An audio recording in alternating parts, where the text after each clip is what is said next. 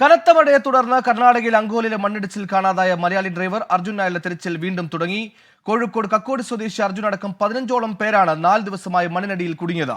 ഏറ്റവും ഒടുവിൽ റിംഗ് ചെയ്ത അർജുന്റെ ഫോൺ നമ്പർ കർണാടക സൈബർ സെല്ലിന് കൈമാറി. മണ്ണിടിച്ചിലുണ്ടായ അങ്കോലയിൽ രക്ഷാപ്രവർത്തനത്തിനായി നാവികസേനയുടെ 8-അംഗ സംഘം എത്തിയിട്ടുണ്ട്. ഡൈവർമാരുടെ വിദഗ്ധ സംഘമാണ് എത്തിയത്. തെരച്ചിൽ ഏറ്റവും പുതിയ ദൃശ്യങ്ങളും 24 ലഭിച്ചു. പ്രേക്ഷകർ അതാണ് കാണുന്നത്. അഭിജിത്ത് മുഴക്കുന്ന വിശദാംശങ്ങളുമായി ചേരുന്നു. അഭിജിത്ത്, ഈ രക്ഷാപ്രവർത്തനത്തിൽ വലിയ പ്രതിസന്ധികളുണ്ട്. ഏറ്റവും പ്രധാനപ്പെട്ട പ്രതിസന്ധി എന്ന് പറയുന്നത് അവിടുത്തെ കാലാവസ്ഥയാണ്. ഇപ്പോഴും ഇടവിട്ട് പെയ്യുന്ന മഴയുണ്ട്. അതിനപ്പുറം ആ ഒരു സ്ഥലത്തിന്റെ ടെറൈൻ എന്ന് പറയുന്നത് ഒരു കൂറ്റൻ മലയാണ്. മണ്ണിടിഞ്ഞതുകൊണ്ട് തന്നെ ആ മണ്ണിടിച്ചിൽ വലിയ രീതിയിൽ ഒരു മൺകൂന ഉണ്ടാക്കിയിട്ടുണ്ട്. അതിനപ്പുറത്തേക്ക് കുത്തിയൊലിച്ചു പോകുന്ന ഒരു പുഴയുമുണ്ട്. നിലവിൽ ഈ ഘട്ടത്തിൽ രക്ഷാപ്രവർത്തനം അത് ഏത് സാധ്യതകൾ തേടിയാണ് മുന്നോട്ട് പോകുന്നത്? ഏറ്റവും പുതിയ അപ്ഡേറ്റുകൾ എന്താണ്? അങ്കോലയിലാണ് ചൊവ്വാഴ്ചയുണ്ടായ മണ്ണിടിച്ചിൽ. അർജുൻ അടക്കം 15ഓളം പേർ കുടുങ്ങിക്കിടക്കുന്നത്.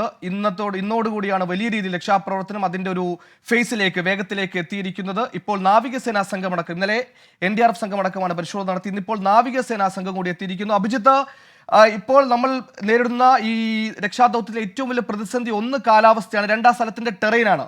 ഒന്നാമത് വലിയൊരു ചെരുവാണ്, അതിനപ്പുറത്തേക്ക് മണ്ണിടിഞ്ഞ് മൺകൂനകൾ ഉണ്ടായിട്ടുണ്ട് റോഡിൽ, അതിനപ്പുറത്തേക്ക് കുത്തിയൊലിച്ച് ഒഴുകുന്ന ഒരു പുഴയുണ്ട്. ഇത്തരത്തിൽ വലിയ പ്രതിസന്ധി, സാധ്യതകളേക്കാൾ കൂടുതൽ വെല്ലുവിളികളുള്ള രക്ഷാദൗത്യത്തിൽ എങ്ങനെയാണ് അവർ സാധ്യതകൾ തേടുന്നത്? രക്ഷാപ്രവർത്തനത്തിന്റെ ഏറ്റവും പുതിയ അപ്ഡേറ്റുകൾ എന്തൊക്കെയാണ്? പോലെ തന്നെ വെല്ലുവിളികൾ നിറഞ്ഞൊരു രക്ഷാപ്രവർത്തനം തന്നെയാണ് പുരോഗമിക്കുന്നത്. ആ രീതിയിൽ നിരവധി പ്രതികൂല ഘടകങ്ങൾ ഈ രക്ഷാപ്രവർത്തനം നടത്തുന്ന സംഘത്തെ സംബന്ധിച്ച് അവിടെയുണ്ട്. അതിൽ എടുത്തു പറയേണ്ടത് മഴയാണ്. കഴിഞ്ഞ കുറെ നാളുകളായി ഈ പ്രദേശത്ത് മഴയുണ്ട്. കർണാടകയിലാകെ മഴ പെയ്യുന്ന ഒരു സാഹചര്യമുണ്ട്. ഈ പ്രദേശത്തും ആ രീതിയിലുള്ള മഴ അനുഭവപ്പെടുന്നുണ്ട്. മഴ പെയ്യുമ്പോൾ ആ ഒരു രക്ഷാപ്രവർത്തനത്തെ അത് പ്രതികൂലമായി തന്നെ ബാധിക്കും. ഒപ്പം മണ്ണൊലിച്ചിലുണ്ട്, വെള്ളം കുത്തിയൊലിക്കുന്ന ഒരു കാഴ്ച അത് നമുക്ക് ഈ ദൃശ്യങ്ങളിൽ നിന്ന് കാണുകയും ചെയ്യാം. കൂടാതെ ഈ ഒരു പ്രദേശത്തിന്റെ ഒരു സാഹചര്യം, വലിയ മല, ഒരു ഭാഗത്തെ ഒരു കുന്ന് അതുപോലെ തന്നെ ഇടിഞ്ഞ് താഴേക്ക് വീണതാണ് നമ്മൾ ആ ദൃശ്യങ്ങളിൽ നിന്ന് നമുക്ക് വ്യക്തമായത്.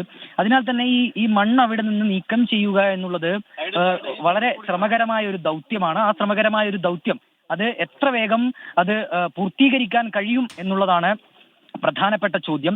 മണ്ണു മാറ്റണം. ആ മണ്ണിനടിയിൽ കുടുങ്ങിക്കിടക്കുന്നത് ഒരു ജീവനാണ്. ആ ജീവൻ പുറത്തെത്തിക്കണം. സുരക്ഷിതമായി അർജുനെ പുറത്തെത്തിക്കുക എന്ന് തന്നെയാണ് ഈ സംഘങ്ങൾ മുന്നോട്ട് വെക്കുന്ന കാര്യം. അതിൽ സാധ്യമായ എല്ലാ വഴികളും തേടുക എന്നത് തന്നെയാണ് നിലവിൽ അവർ ലക്ഷ്യമിടുന്നത്. നമ്മൾ മനസ്സിലാക്കുന്നതനുസരിച്ച് ആ മണ്ണ് അവിടെ നിന്ന് മാറ്റുക, ആ മണ്ണ് അവിടെ നിന്ന് മാറ്റുമ്പോൾ നമ്മൾ ഈ പറഞ്ഞ എല്ലാ പ്രതികൂല ഘടകങ്ങളും അവിടെയുണ്ട്. മഴയും ഈ പ്രദേശത്തിന്റെ ഘടനയും ഒക്കെ അവിടെ ഒരു വെല്ലുവിളിയായി അവിടെ നിലനിൽക്കുന്നുണ്ട്.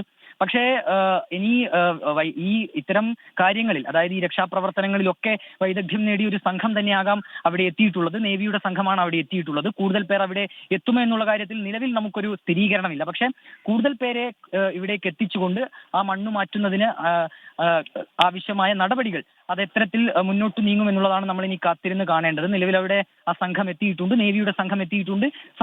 സമാന്തരമായി മറ്റു രീതിയിലുള്ള രക്ഷാപ്രവർത്തനങ്ങളും അവിടെ പുരോഗമിക്കുന്നുണ്ട്. ജീവനോടെ സുരക്ഷിതമായി അർജുനെ പുറത്തെത്തിക്കുക എന്നുള്ളത് തന്നെയാണ് പ്രഥമ പരിഗണന കൊടുക്കുന്ന കാര്യം. അതിന് സാധ്യമായ എല്ലാ വഴികളും നേവി അവിടെ തേടുന്നു എന്നാണ് നാം മനസ്സിലാക്കുന്നത്. സുഹൈൽ. അഭിജിത്ത്, ഇപ്പോൾ ഈ ഡൈവേഴ്സ് അടങ്ങിയ സംഘമാണ് നാവികസേനയുടെ എത്തിയിരിക്കുന്നത്. അപ്പോൾ സ്വാഭാവികമായും പുഴയിലൊരു തെരച്ചിലായിരിക്കും ആദ്യം നടത്തുക. അതിനപ്പുറത്തേക്ക് സ്വാഭാവികമായും മണ്ണിടിഞ്ഞാൽ നമുക്ക് ഏറ്റവും ബുദ്ധിമുട്ടുള്ള കാര്യം ഈ ആളുകളെ ലൊക്കേറ്റ് ചെയ്യുക എന്നുള്ളതാണ്. പക്ഷേ ഈ ഒരു അർജുന്റെ വിഷയത്തിലേക്ക് വരികയാണെങ്കിൽ കോൺസ്റ്റന്റ് ആയിട്ടൊരു ലൊക്കേഷൻ ആ വണ്ടിയുടെ GPS അനുസരിച്ച് അവിടെ ഉണ്ട്. ആ ലൊക്കേഷൻ നമുക്കൊരു അനുകൂല സാധ്യതയാണ്. അത്തരത്തിൽ ആ ലൊക്കേഷൻ GPS ലൊക്കേഷൻ കാണിക്കുന്ന ഇടം കേന്ദ്രീകരിച്ചൊരു പരിശോധന അതിലേക്ക് കടക്കാനായിട്ടുണ്ടോ? ആ സ്ഥലം കൃത്യമായി ലൊക്കേറ്റ് ചെയ്യാൻ സാധിച്ചിട്ടുണ്ടോ? അങ്ങനെ എന്തെങ്കിലും വിവരങ്ങൾ ഈ ഘട്ടത്തിൽ നമുക്ക് ലഭ്യമാണോ? സുഹേൽ, കഴിഞ്ഞ ദിവസം വരെയാണ് GPS ലൊക്കേഷൻ ലഭിച്ചതുമായി ബന്ധപ്പെട്ട വിവരങ്ങൾ ഈ കുടുംബാംഗങ്ങൾ ഉൾപ്പെടെ നമുക്ക് നൽകിയത്. അവർ മാധ്യമങ്ങൾക്ക് മുൻപിൽ പറഞ്ഞത് അത് ആ GPS ലൊക്കേഷൻ ലഭിച്ച പ്രദേശമാണ് അവർ ഇപ്പോൾ ചൂണ്ടിക്കാട്ടുന്നത്. ആ മൺകൂന നമുക്ക് ആ ദൃശ്യങ്ങളിൽ കാണാം. ആ മൺകൂനയ്ക്കകത്ത്, ആ മണ്ണിടിഞ്ഞു വീണ ഭാഗത്ത് അർജുന്റെ വാഹനം, അർജുൻ ഉൾപ്പെടെ അതിനുള്ളിൽ കുടുങ്ങിക്കിടക്കുന്നുണ്ട് എന്നുള്ള കാര്യമാണ് ഒരു സംശയം എന്ന നിലയിൽ കുടുംബം ചൂണ്ടിക്കാണിച്ചത്. നിലവിൽ ആ GPS ലൊക്കേഷൻ കാണിക്കുന്നതോടുകൂടി അക്കാര്യത്തിലൊരു സ്ഥിരീകരണം, അല്ലെങ്കിൽ അർജുൻ അവിടെ തന്നെ ഉണ്ട് എന്നുള്ളൊരു കാര്യം ഉറപ്പിച്ചു പറയുകയാണ് കുടുംബം. തുടക്കത്തിൽ തന്നെ ഈ 16-ന് കഴിഞ്ഞ ചൊവ്വാഴ്ച ഈ ഒരു അപകടം നടന്നതിന് പിന്നാലെ തന്നെ അവിടെയുള്ള പോലീസുമായൊക്കെ കുടുംബം ബന്ധപ്പെട്ടിരുന്നു. ആ രീതിയിലുള്ള ഒരു ഇടപെടൽ കുടുംബത്തിന്റെ ഭാഗത്തുനിന്നുണ്ടായിരുന്നു. പക്ഷേ കാര്യമായ രീതിയിലുള്ള ഒരു രക്ഷാപ്രവർത്തനം അല്ലെങ്കിൽ ഒരു ഊർജിതമായ രക്ഷാപ്രവർത്തനം തുടക്കത്തിൽ ഉണ്ടായിട്ടില്ല എന്നുള്ള വസ്തുത അവിടെ നിലനിൽക്കുകയാണ്. അങ്ങനെ ഉണ്ടായിരുന്നെങ്കിൽ ഒരുപക്ഷെ ഇതിനോടകം തന്നെ മണ്ണ് അവിടെ നിന്ന് നീക്കാൻ കഴിഞ്ഞേനെ. അർജുനെ ഇപ്പോൾ തന്നെ സുരക്ഷിതമായി പുറത്തെത്തിക്കാനുള്ള എല്ലാ സാഹചര്യവും അവിടെ ഉണ്ടായിരുന്നു എന്ന് നമ്മൾ മനസ്സിലാക്കുന്നു. ആ രീതിയിലുള്ള സംവിധാനങ്ങൾ ഉപയോഗിച്ചുകൊണ്ടുള്ള ഒരു രക്ഷാപ്രവർത്തനം തുടക്കത്തിൽ തന്നെ നടത്തിയിരുന്നെങ്കിൽ, പക്ഷെ അങ്ങനെയുള്ള ഒരു സാധ്യതകൾ ആരും തുടക്കത്തിൽ തേടിയിട്ടില്ല എന്നാണ് നാം മനസ്സിലാക്കുന്നത്. ഇപ്പോൾ മാത്രമാണ് ഇതൊരു രാഷ്ട്രീയ വിഷയമായി മാറുകയും വലിയൊരു സമ്മർദ്ദം കേരള സർക്കാരിന്റെ ഭാഗത്തു നിന്നും ഒപ്പം തന്നെ എല്ലാ രാഷ്ട്രീയ കക്ഷികളുടെ ഭാഗത്തു നിന്നും ഉണ്ടായത്.